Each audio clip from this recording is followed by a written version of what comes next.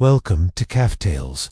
I'm Alie, your host for today's mystery. We're joining the legendary Hercule Poirot today, aboard the Midnight Express from Calais to London in 1937, with When the Mockingbird Falls. Before we begin, I would love to know where in the world you're tuning in from today. Let me know in the comments.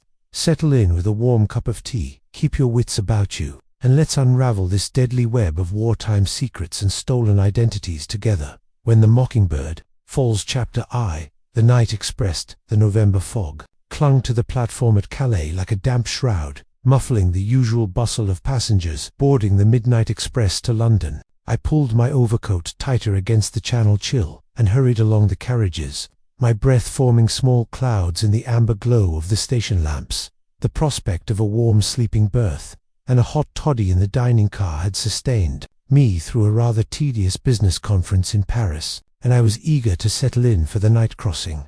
Imagine my surprise, therefore, upon discovering that the compartment adjacent to mine was already occupied and by none other than my old friend Poirot, mon ami Hastings. The familiar voice carried its usual note of pleased satisfaction. But how delightful! Poirot, he has been hoping for agreeable company on this journey. Good Lord, Poirot, I exclaimed, setting down my valise with perhaps more force than necessary. What brings you aboard? I thought you were in Belgium visiting your nephew.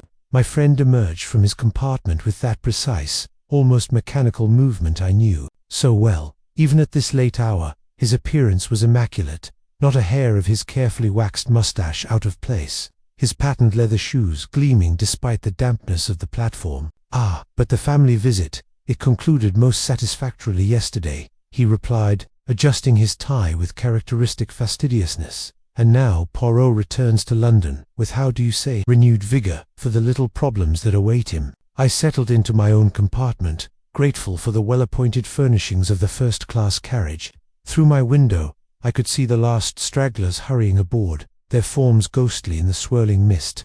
The train bore that particular atmosphere of night travel, hushed voices, the soft closing of doors, the sense of a small world preparing to hurtle through darkness toward dawn. I say, it's rather atmospheric tonight, isn't it? I remarked, loosening my collar. All this fog and mystery, quite like something from one of those detective novels Mrs. Oliver writes. Poirot's eyes twinkled with amusement. Indeed, mon ami, but perhaps tonight, the atmosphere, she is more than mere coincidence. He moved to his window and peered out at the platform. Observe, if you please, the passengers who board with us. Following his gaze, I watched a small cluster of travelers making their way along the corridor outside our compartments. A distinguished gentleman with a Germanic bearing supervised the loading of what appeared to be specimen cases, a professor of some sort, I judged. Behind him, a woman of middle years moved with the purposeful stride of one accustomed to managing household affairs, her traveling coat practical but well made. That fellow looks like an academic, I observed. Probably heading to one of the London universities. Precisement Professor Otto Lindemann, if the labels on his cases are to be believed.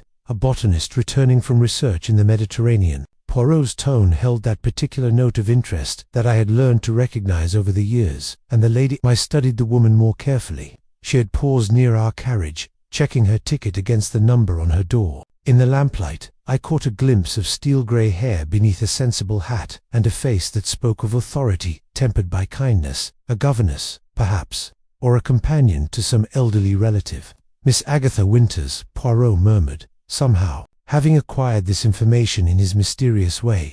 A lady of independent means, travelling alone to London on personal business.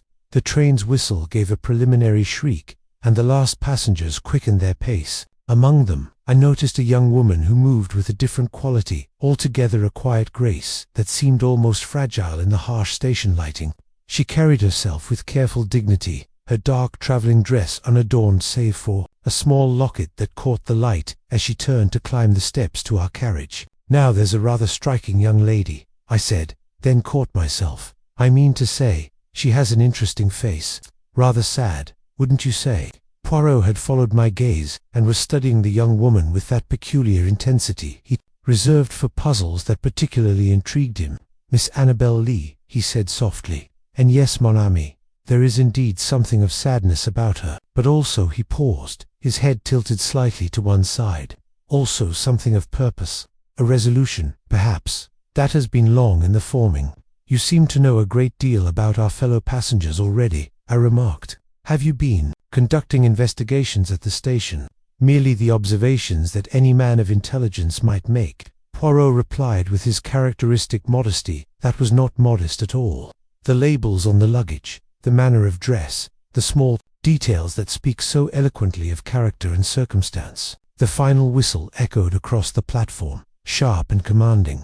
Doors slammed with military precision, and the great iron beast began its slow departure from Calais. The fog swirled past our windows as we gathered speed, and the lights of the port town gradually faded into the darkness behind us. I settled back in my seat, already feeling the rhythm of the rails beginning to work its soporific magic. Well, whatever little dramas you've detected among our companions, I suspect they'll keep until morning. Nothing like a good night's sleep on a train to restore one's perspective.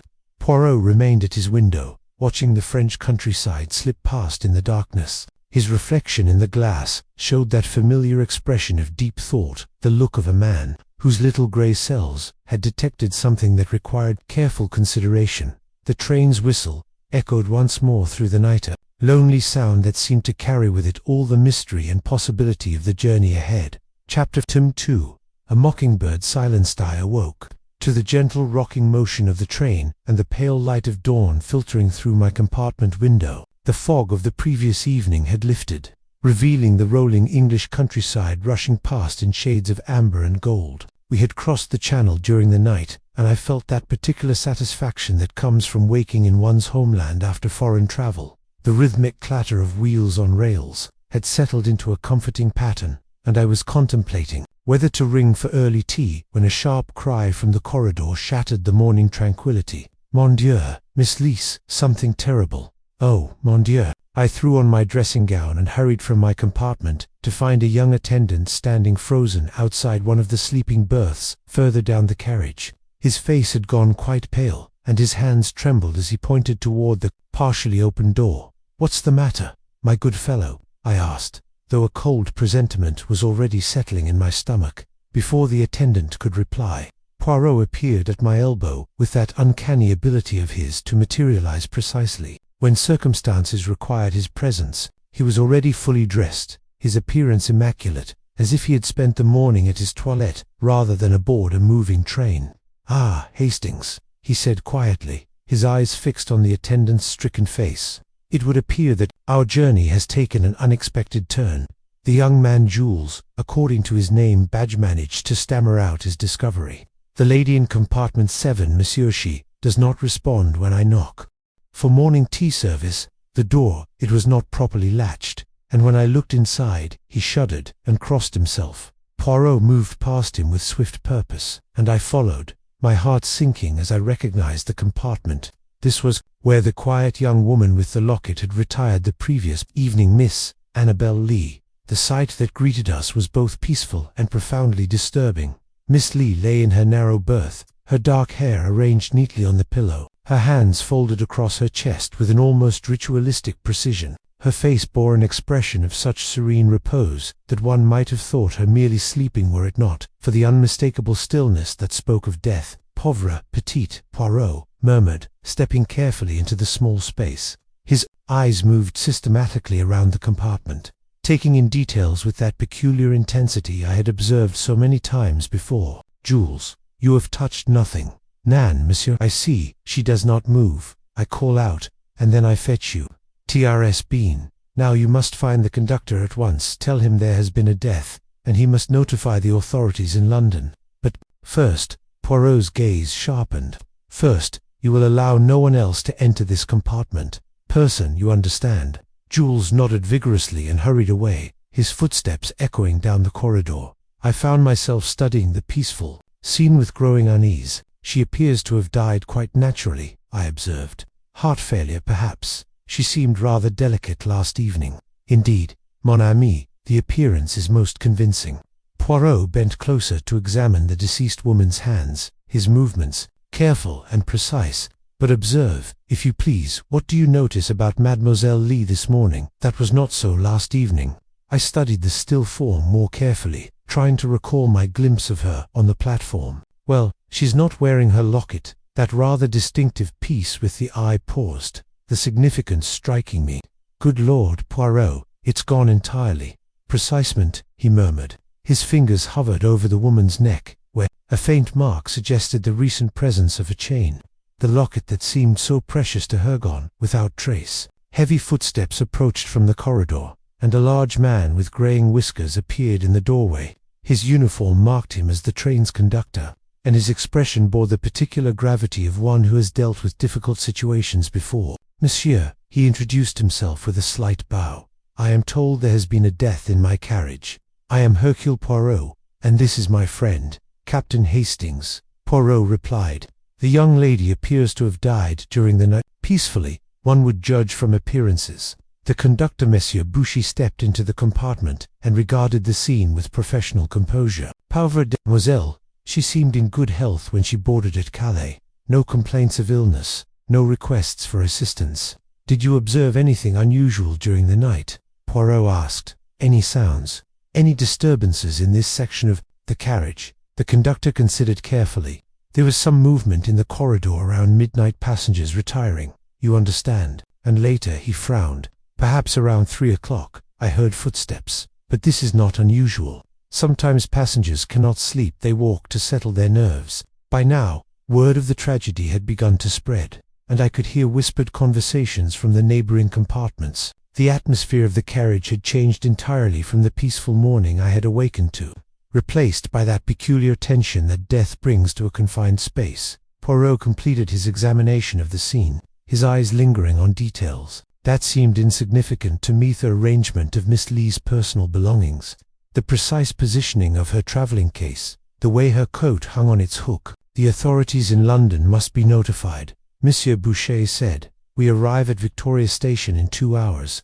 Indeed, Poirot agreed. But until then, it would be wise to disturb nothing in this compartment. He stepped back into the corridor and surveyed the gathered passengers who had begun to emerge from their berths, drawn by the unusual activity. The Mockingbird, she will not sing again, he murmured, his voice carrying that note of melancholy I had learned to associate with his encounters with mortality. But perhaps she has already told us her song. The words seemed to hang in the air as the train continued its relentless progress toward London, carrying with it a mystery that had transformed our comfortable night crossing into something far more complex and troubling. Chapter 3. Fellow travelers. The news of Miss Lee's death had spread through the carriage with the peculiar efficiency that tragic events possess in confined spaces. By 9 o'clock, as we approached the outskirts of London, the remaining passengers had gathered in the dining car at Monsieur Boucher's request. The conductor, clearly uncomfortable with the situation, had suggested that everyone remain together until the authorities could board at Victoria Station.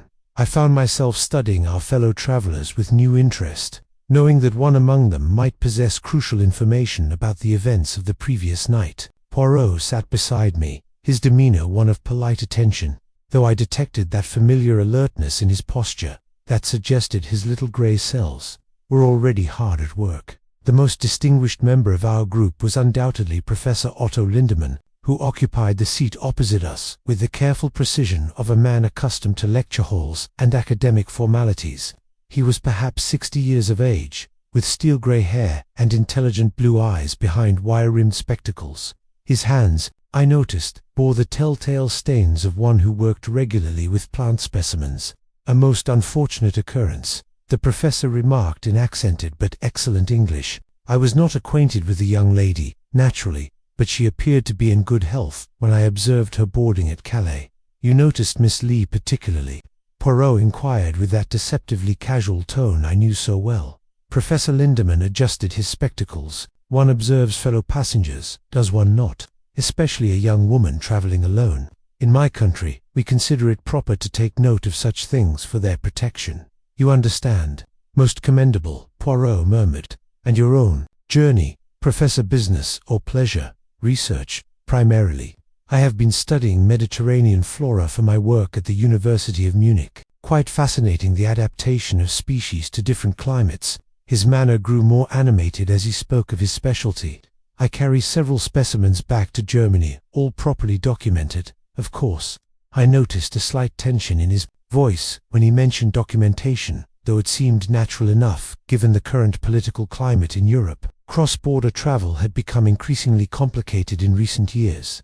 At the far end of our small group sat Lord Pembroke, a man whose very presence seemed to bring an air of drawing-room elegance to the utilitarian surroundings of the dining car. He was perhaps 45, with the sort of polished good looks that spoke of Savile Row tailoring and regular exercise at an exclusive club. His manner was one of easy charm, though I detected something studied in his perfection.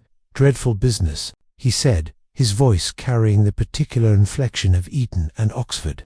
"I do hope there's no suggestion of anything irregular." Poor girl looked rather frail to me. "These working women, you know, often overtax their constitutions." "You observed Miss Lee's profession?" Poirot asked with interest. "Well, one could tell, couldn't one? The cut of her clothes, the way she carried herself, genteel, but not quite. Well, you understand." Lord Pembroke's smile was apologetic.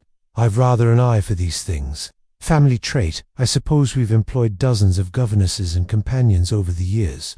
Miss Agatha Winters, who had been listening with apparent disapproval, now spoke up with characteristic directness.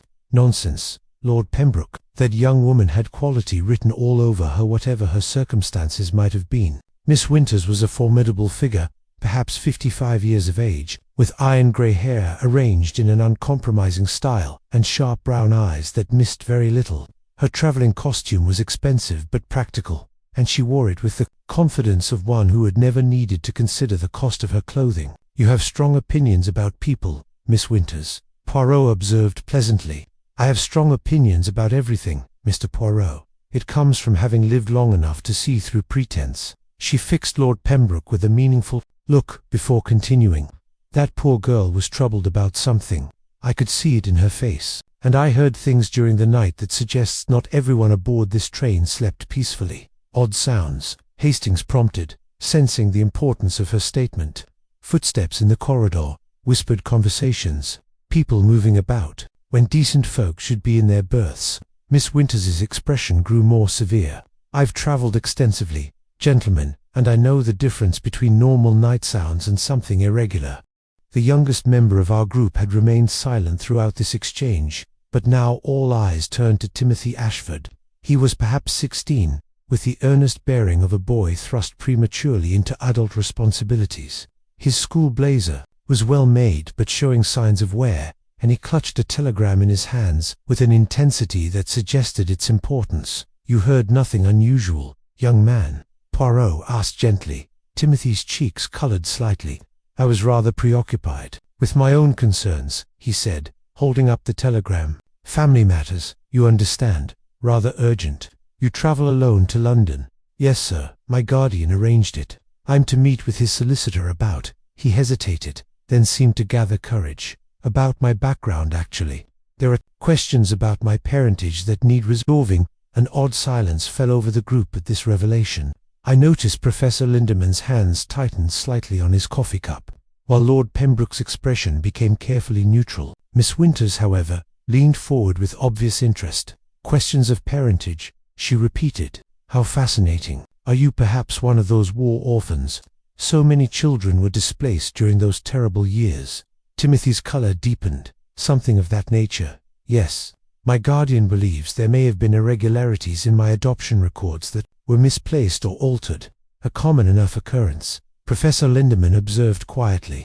"The war created many such tragic situations, children separated from families, identities lost in the chaos." "Indeed," Lord Pembroke agreed, though his tone seemed forced. "Dreadful business. War creates problems that persist for generations." Poirot had been listening to this exchange with particular attention, his head tilted slightly in that characteristic pose that indicated deep thought. I could sense his interest sharpening, though his expression remained one of polite sympathy. The train began to slow perceptibly, and through the windows, we could see the outskirts of London taking shape through the morning haze. The atmosphere in the dining car had grown heavy with unspoken tensions, each passenger seeming lost in private contemplations that the tragedy had somehow awakened. As we approached Victoria Station, I found myself wondering what connections might exist between these seemingly disparate individuals and a quiet young woman who now lay still in compartment 7.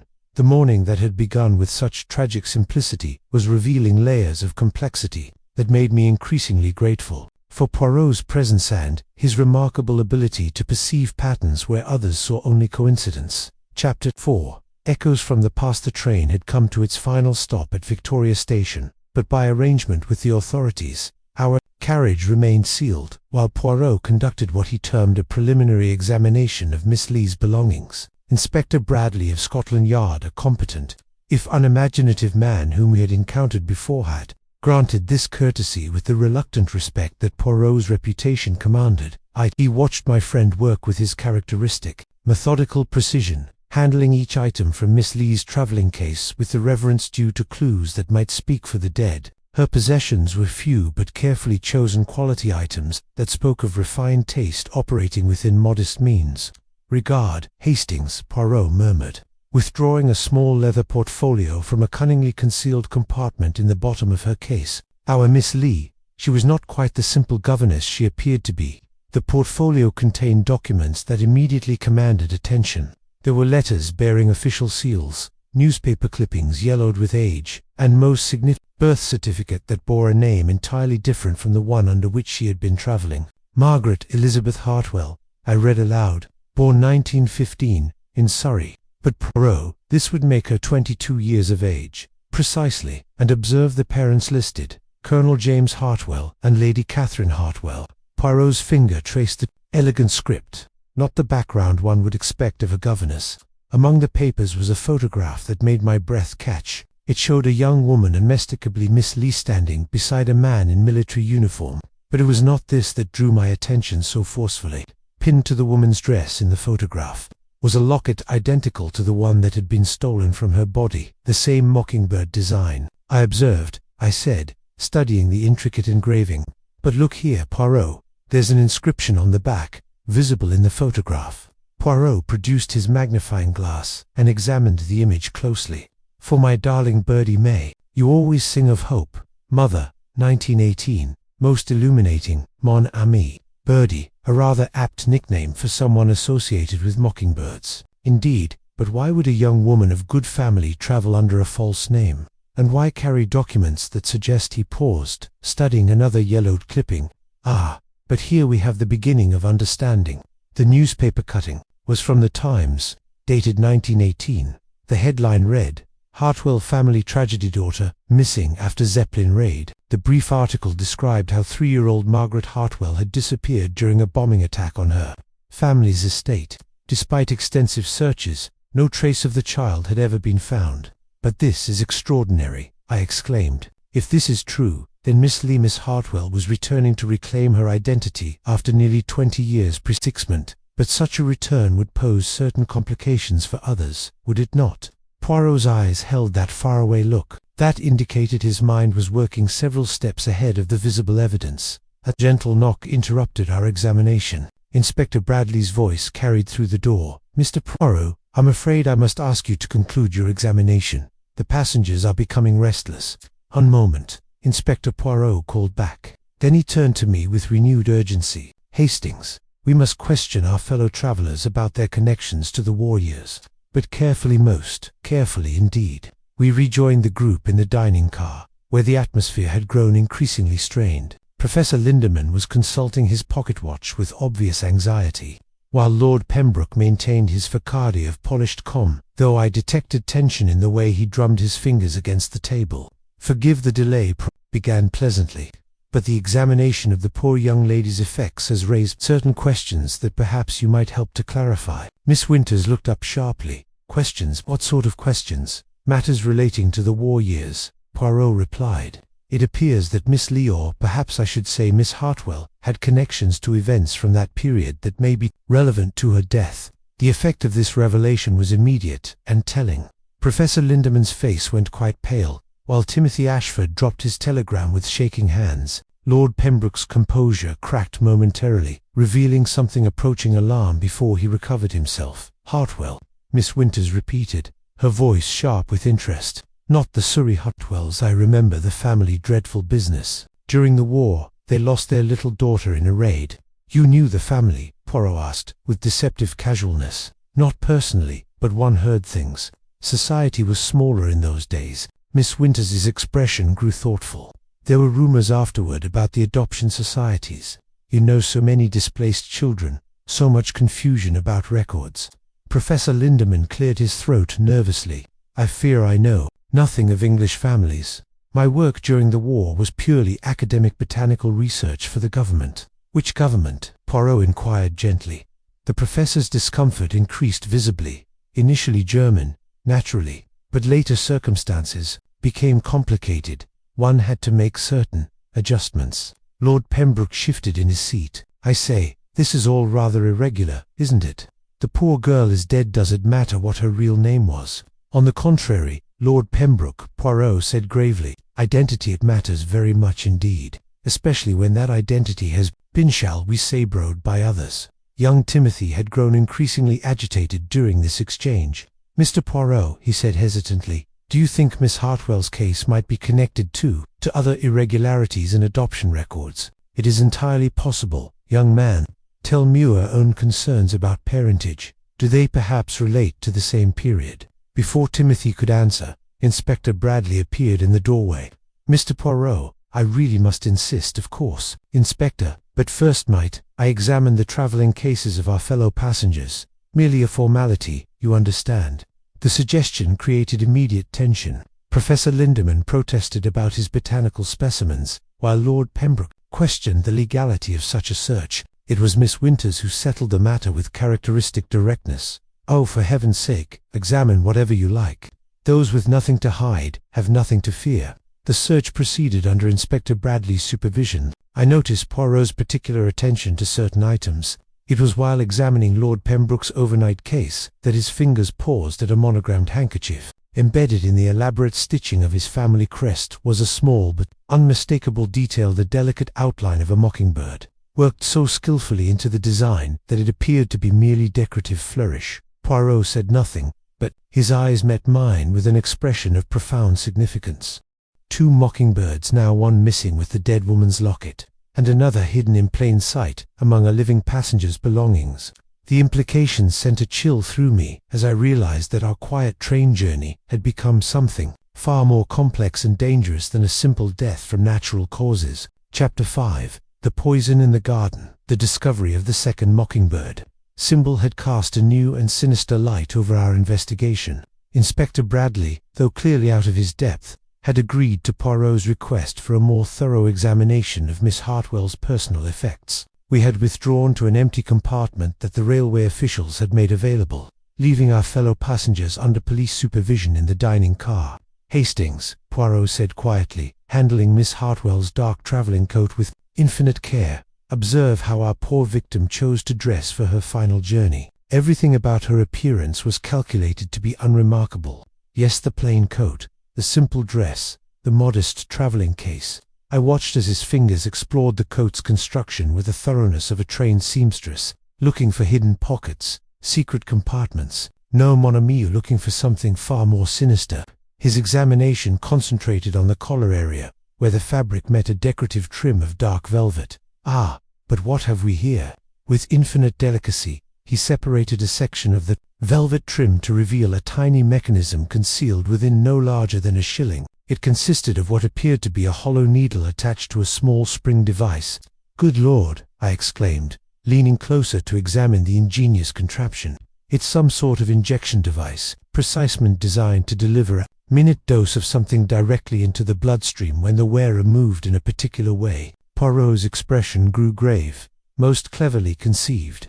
The victim would feel nothing more than the sensation of her collar shifting against her neck. Inspector Bradley, who had been observing our examination with growing bewilderment, now stepped forward. Are you suggesting the young lady was murdered, Mr. Poirot? I am suggesting that appearances, they can be most deceiving, Inspector. But to prove murder, we must first identify what substance was delivered by this device. It was at this moment that Professor Lindemann's expertise became invaluable, though clearly against his wishes. When summoned to examine Poirot's discovery, the German scholar's face went ashen, and his hands trembled as he studied the mechanism through Poirot's magnifying glass.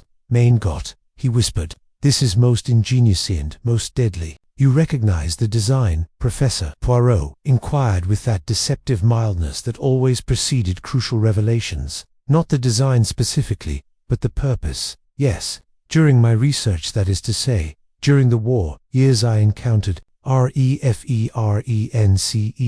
to certain botanical extracts that could induce cardiac arrest, virtually undetectable in small doses, but requiring precise knowledge of dosage and delivery. What sort of botanical extracts? Inspector Bradley demanded. Professor Lindeman's discomfort was palpable. Compounds derived from certain Mediterranean plants, digitalis, variants, primarily, but refined to concentrate their cardiac effects. Such knowledge was researched by various governments during the conflict.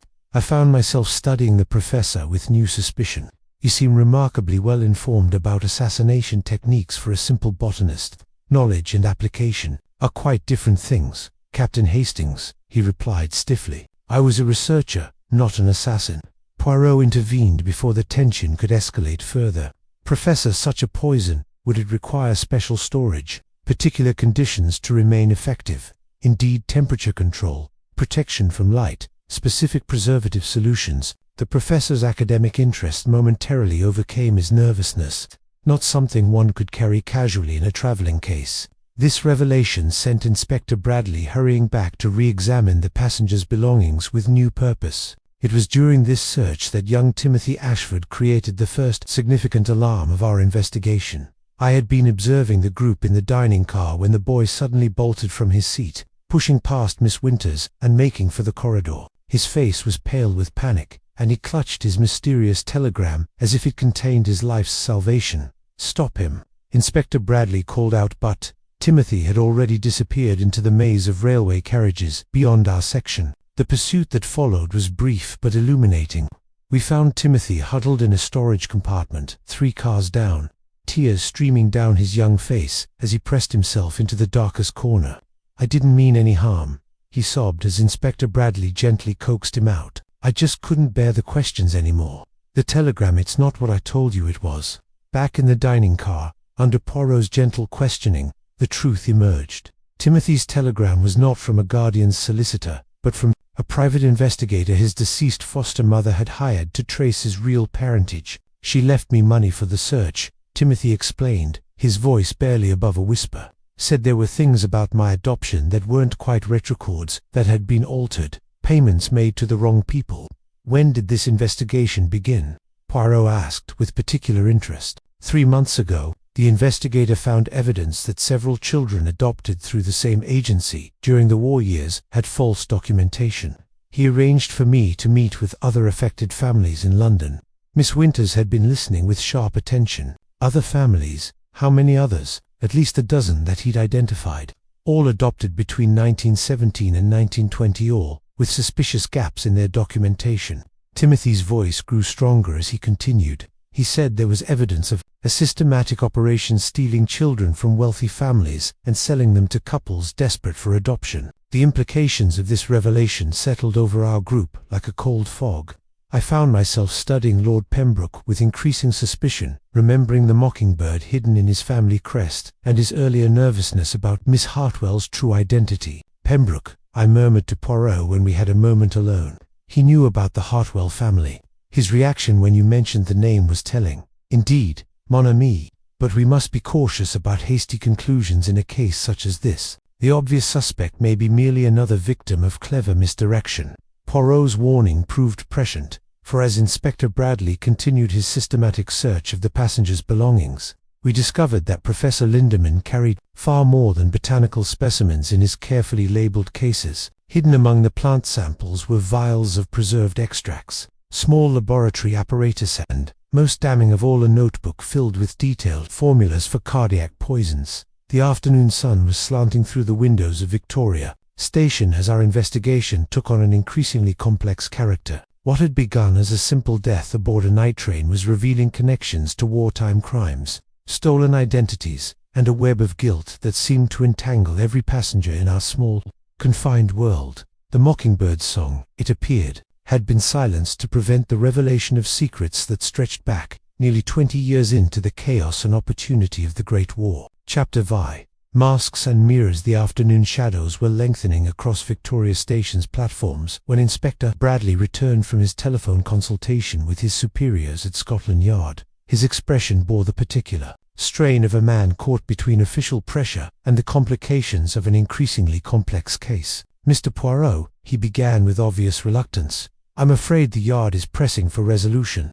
The station authorities are eager to clear the carriage, and there are questions about detaining passengers without formal charges." Poirot nodded gravely. "I understand the pressures, Inspector, but rushing to judgment in such a case would be most unwise. Already we have discoveries that suggest the careful planning of a sophisticated mind."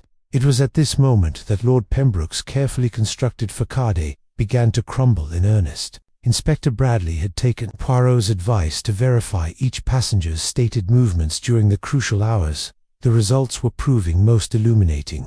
"Your Lordship," Inspector Bradley addressed him with formal politeness, "I've been checking your statement about retiring directly to your compartment after dinner. The steward on duty recalls seeing you in the corridor much later than you indicated." Lord Pembroke's composure faltered visibly. Perhaps I was mistaken about the exact time. One loses track aboard trains, doesn't one?" The steward was quite specific. Inspector Bradley continued relentlessly. "He saw you near Miss Hartwell's compartment at approximately midnight. You appeared to be listening at her door." "That's preposterous." Lord Pembroke's voice rose with indignation, but I detected the hollow ring of panic beneath his bluster. "I may have walked the corridor to settle my nerves, but I certainly wasn't spying on fellow passengers." Miss Winters, who had been observing this exchange with sharp attention, now leaned forward with the decisive air of one who had reached a conclusion. "I can corroborate the steward's account," she declared firmly. "I heard voices in the corridor around that time, a man's voice speaking in urgent whispers, and later, much later, I heard footsteps returning past my compartment." "What time was this second occurrence?" Poirot asked with keen interest. "Past 3 o'clock, I should say.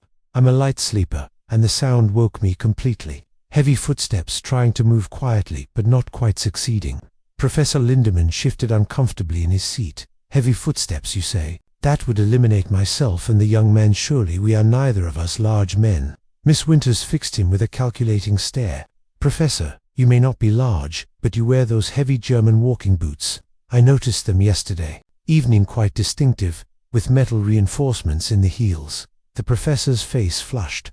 "Ah yes, they are practical for field work, but I assure you, I did not leave my compartment during the night. Yet your own admission about the botanical poisons suggests you had both means and opportunity," Inspector Bradley observed. "And your obvious nervousness about border crossings indicates you may have had other reasons for avoiding attention." I watched Poirot carefully during these exchanges, noting how his attention seemed to focus not on the accusations themselves, but on the reactions they provoked among the other passengers. Timothy Ashford appeared particularly distressed, clutching his telegram and shifting nervously in his seat. "Professor Lindemann," Poirot said quietly, "perhaps you would explain why you carry such an extensive collection of cardiac poisons, if your research is purely academic." The German scholar's composure finally cracked entirely. "Very well, yes, I admit it. I was involved in research of a sensitive nature during the war. Chemical compounds, biological agents, but not for assassination, for medical purposes.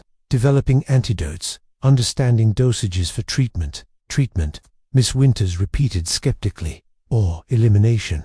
You do not understand the pressures of wartime research." Professor Lindemann's voice rose with desperation. "One does what one must to survive, to protect one's family. But I never harmed anyone directly, never." Lord Pembroke seemed to seize upon this admission as deflection from his own difficulties. "There you have it, Inspector. The fellow admits to working with poisons, and his behavior tonight has been suspicious from the start." Poirot raised a hand for silence. "If I may, I believe we are beginning to see the outline of what occurred, though not yet the complete picture." He began to pace the small confines of the dining car with that measured stride that indicated his mind was arranging facts into patterns. "Consider, if you please, the sequence of events. Miss Hartwell, we must call her by her true name, boards the train carrying evidence of a wartime scandal. She carries with her proof that could destroy the carefully constructed lives of those involved in illegal adoptions." Timothy Ashford's face went white. "You think she was killed to prevent exposure? It would appear logical. Yes, someone aboard this train had reason to fear what Miss Hartwell's investigation might reveal. Someone with connections to the adoption scandal, who stood to lose everything if the truth emerged." Inspector Bradley nodded slowly. and the poison device in her coat suggests premeditation. This wasn't a crime of passion, but careful planning precisement, Poirot agreed. But here we encounter our first difficulty, the timing. It is most curious. If Miss Hartwell's killer wished to silence her permanently, why wait until she was aboard the train? Why not eliminate her before she could gather evidence? This question seemed to puzzle everyone present, including myself. The logic of it was troubling. If someone had wanted to prevent Miss Hartwell's investigation, surely they would have acted sooner. Perhaps, Lord Pembroke suggested, his voice carefully controlled. She only recently discovered something particularly damaging, something that required immediate action. Or perhaps, Miss Winters added grimly, the killer only learned of her investigation when they encountered her aboard the train, a chance meeting that turned deadly. Poirot considered these possibilities with his characteristic thoroughness. Both theories have merit, but they both depend upon certain assumptions that may prove incorrect. His gaze swept across our assembled group. For instance, we assume that Miss Hartwell was the victim of this crime. But what if she was merely an obstacle to a different objective entirely? The implications of this suggestion sent a chill through the compartment. If Miss Hartwell's death was incidental to some larger scheme, then everything we had assumed about motive and method might be completely wrong. As the afternoon light continued to fade through the windows of Victoria Station, I found myself studying each face around me with new uncertainty. The masks of civility and respectability that we all wore seemed suddenly fragile, concealing depths of desperation and guilt that made our confined railway carriage feel less like a sanctuary than a trap. Somewhere among us sat a killer whose careful planning had been disguised as natural death and whose true motives remained as elusive as shadows in the gathering darkness. Chapter 7. When Identity Crumbles. The late afternoon sun cast long shadows through the windows of our makeshift investigation room as Poirot began what I recognized as his systematic dismantling of false solutions. He had that particular air of quiet concentration that always preceded his most brilliant deductions, and I found myself watching our fellow passengers with growing tension as the net of logic tightened around the truth. Let us examine, if you please, the evidence as it presents itself, Poirot began, his hands clasped behind his back in that characteristic pose. We have established that Miss Margaret Hartwell died from a carefully administered poison, delivered by an ingenious device concealed in her coat. We know that she carried evidence of wartime adoption irregularities, and that her locket, now missing, contained proof of her true identity. Inspector Bradley nodded impatiently. Yes, we've established all that. What we need is to identify the killer. Patience, Inspector. The method of elimination it reveals as much as the method of inclusion. Poirot's gaze moved systematically across our group. First, let us consider Professor Lindemann, the German scholar. He has knowledge of poisons. Yes, he possesses the means to create such a device. But observe the fatal flaw in this solution. Professor Lindemann's botanical cases were thoroughly inspected at Calais by customs officials.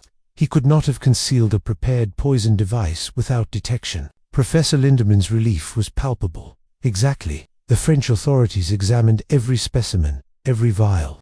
Such scrutiny would have revealed any concealed mechanism. Furthermore, Poirot continued, the professor's reaction to our discoveries has been that of genuine shock, not the careful calculation of a prepared murderer. He is guilty of wartime activities that trouble his conscience, but not of this particular crime. Lord Pembroke straightened in his seat, clearly hoping for similar exoneration. There you see, I told you the German fellow was suspicious from the start. Ah, but Lord Pembroke's own situation requires careful examination. Poirot's tone grew more serious. You were seen near Miss Hartwell's compartment at the crucial time. You possess knowledge of adoption irregularities, and most significantly you carry among your belongings a Mockingbird symbol that connects you directly to this case. I can explain that, Lord Pembroke said quickly, but his voice lacked conviction. Family crests often incorporate various symbols. It means nothing. On the contrary, it means a great deal, but not what one might initially suppose.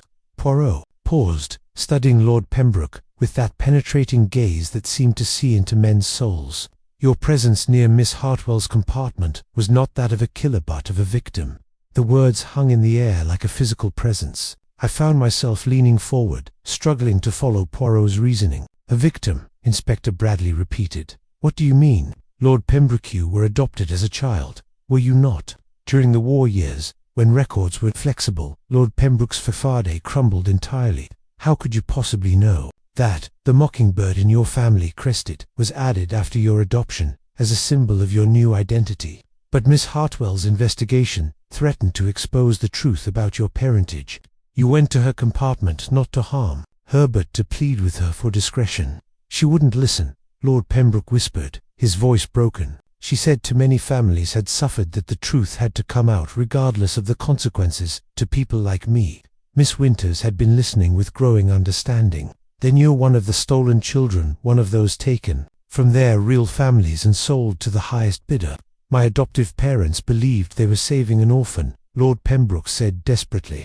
They had no idea of the deception involved. When they died and left me the title, I thought the secret was buried forever. Timothy Ashford spoke up quietly. She offered to help me find my real family. Miss Hartwell said she wasn't seeking revenge, she wanted justice. She wanted to reunite people with their true identities. Precisement, Poirot agreed. Miss Hartwell's mission was not vengeance but restoration. Her locket contained not merely proof of her own identity, but documentation that could help dozens of stolen children find their way home. Then why was she killed? Inspector Bradley demanded if her mission was benevolent. Poirot's expression grew grim. Because, Inspector, there was someone aboard this train whose entire existence depended upon keeping those secrets buried. Someone whose crime was not merely participating in the adoption scandal, but profiting from it continuously for 20 years. I felt a chill of understanding beginning to form. You mean someone who wasn't just a victim of the scandal, but one of its architects? Exactly, Hastings. Someone who has lived a carefully constructed lie for so long that exposure would mean not merely embarrassment, but complete destruction. The atmosphere in the compartment had grown electric with tension. I found myself studying each face around me with new suspicion, wondering who among us had maintained such an elaborate deception for decades. Poirot continued his relentless logic. This person knew that Miss Hartwell's locket contained evidence that would expose not just the adoption scandal but their own central role in it. They could not allow her to reach London alive. But who? Miss Winters demanded. You've eliminated the Professor and Lord Pembroke. That leaves only young Timothy and myself, and the boy clearly has been as much a victim as anyone, Inspector Bradley observed, which would suggest he turned to stare at Miss Winters. But Poirot raised a warning hand. Careful, Inspector. We must not allow logic to trap us into hasty conclusions. The truth, it is often hidden in the most unexpected places. As if summoned by his words, a commotion erupted in the corridor outside our compartment. Voices called out in alarm, and the sound of running footsteps echoed through the carriage. Inspector Bradley rushed to investigate, returning moments later with an expression of grim urgency. One of the railway porters has been found unconscious in the baggage car, he reported, and several pieces of luggage have been disturbed. It appears someone has been conducting their own search of the passengers' belongings. The implications sent a wave of cold fear through our confined group. The killer, realizing that Poirot's investigation was closing in, had taken desperate action to retrieve or destroy evidence. In the growing shadows of the railway carriage, the deadly game that had begun with Miss Hartwell's quiet death was entering its most dangerous phase. Chapter 8. The Last Song. The attack on the railway porter had galvanized Inspector Bradley into action. Within minutes, he had positioned constables at every exit from our carriage and recalled all passengers to the dining car.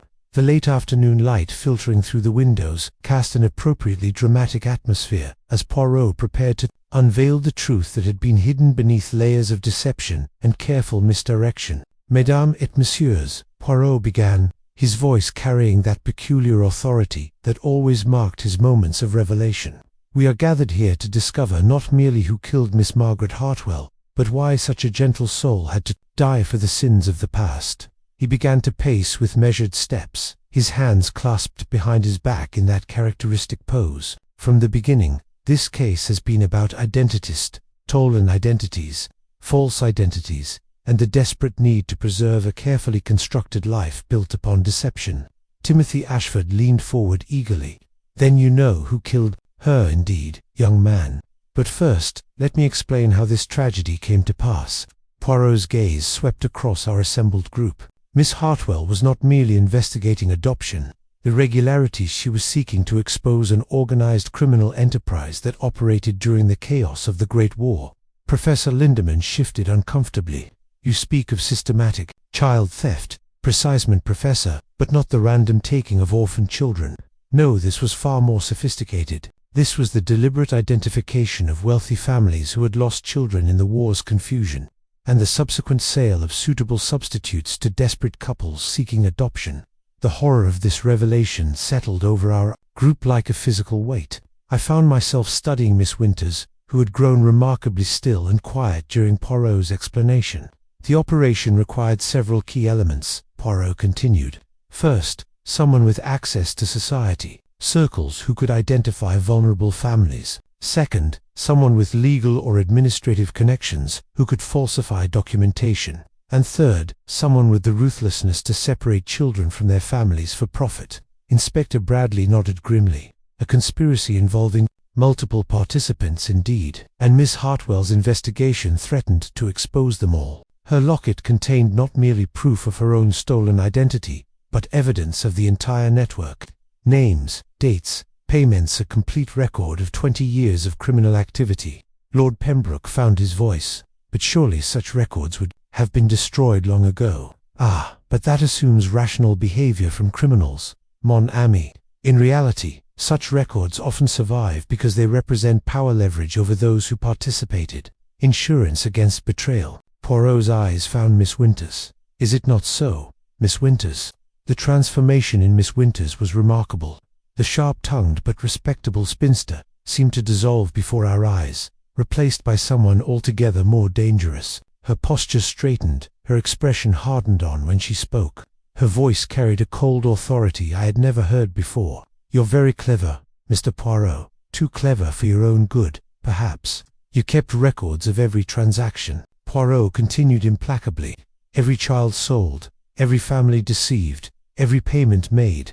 Such information was valuable. It ensured cooperation from your network and provided income through careful blackmail for decades. The families got what they wanted, Miss Winters said with chilling pragmatism. Children to love and raise. The adoptive parents were grateful. Where was the harm? Timothy Ashford's voice shook with emotion. The harm was to the real families, to people like Miss Hartwell, who spent their lives wondering who they really were. Sentiment, Miss Winters dismissed coldly. The war created chaos. I simply brought order to a tanned profit. Poirot nodded gravely. And when Miss Hartwell began her investigation, you realized your carefully constructed life was threatened. You discovered her true identity when she boarded the train, recognized her from the photographs you kept of your victims. She was supposed to be dead, Miss Winters said with remarkable calm. The raid on the Hartwell estate was carefully timed. I had arranged for little Margaret to be rescued and sold to a family in America. When she vanished during the bombing, I assumed she had died as planned. The casual way she spoke of planning a child's death sent shivers through our confined group, but she survived. Poirot continued. Hidden by well-meaning servants who feared the truth of her disappearance. And 20 years later, she returned to claim her heritage and expose your crimes. I couldn't allow that, Miss Winters said simply. Too many people would have been destroyed by the revelations. Important people, powerful families who had built their lives on my arrangements. So you killed her, Inspector Bradley said, with disgust. Poisoned her like a rat.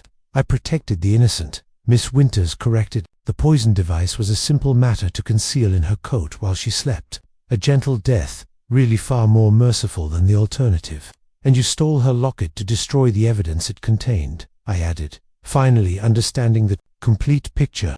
Evidence that would have ruined dozens of families, Miss Winters confirmed. Children who had grown to love their adoptive parents, parents who had raised stolen children as their own. Was that justice, Mr. Poirot? Justice, madame, is not yours to dispense through murder, Poirot replied with quiet dignity. Miss Hartwell sought not revenge but reconciliation. She wanted to reunite families, to heal old wounds, not to punish those who had unknowingly participated in your schemes. The fight seemed to go out of Miss Winters at these words. She wouldn't listen to reason. I tried to explain the complications, the pain that exposure would cause, but she was determined to reveal everything. And so, you silenced the Mockingbird before it could sing its song of truth, Poirot said sadly. But truth, madame, has a way of emerging despite our efforts to bury it. Inspector Bradley moved forward with his handcuffs. Miss Agatha Winters, I arrest you for the murder of Margaret Hartwell. You are not obliged to say anything further, but anything you do say may be taken down and used in evidence. As the constables led Miss Winters away, her composure finally cracked. You don't understand, she called out desperately. I gave those children better lives. I helped families who were desperate for children. I brought happiness where there was only loss. The dining car fell silent after her departure, the weight of revealed truth settling over us like a shroud. Young Timothy Ashford sat quietly weeping, whether for Miss Hartwell or for his own lost identity. I could not say. Poirot moved to the window as the authorities cleared the carriage. For our final departure from Victoria Station, the evening lights of London were beginning to twinkle in the gathering darkness, and the great city seemed to promise both sanctuary and the hope of justice finally served. The Mockingbird, he murmured, his voice barely audible above the distant sounds of the station. She sang her last song after all, and perhaps in the end it was the most important song of all.